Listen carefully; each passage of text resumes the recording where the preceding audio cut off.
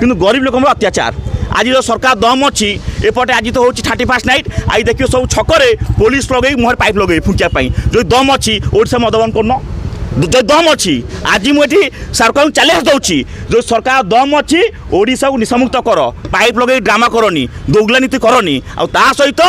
এ যে পূর্ব যেটি ফাইন পকাইছেন সে ফাইন কু সরকার রদ করতু আজ রাস্তায় খোলা খাল খম্বা গরু গাই যে আক্সিডেন্ট হচ্ছে লোক জীবন যাচ্ছি তাহলে নেতা মন্ত্রী অমলা যিয়ে অনেক কাহাকে ছাড়বুনু মনে রাখতু লোক যদি ফাইন দেবে লোক যে অত্যাচার চালছি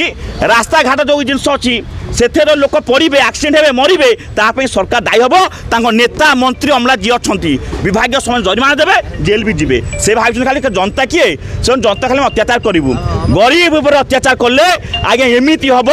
ইয়ে যে জিনিস করছেন জঙ্গলে নিয়া লাগলে ব্যাপি যায় আজ মানে জঙ্গলে নিয়া লগাইছেন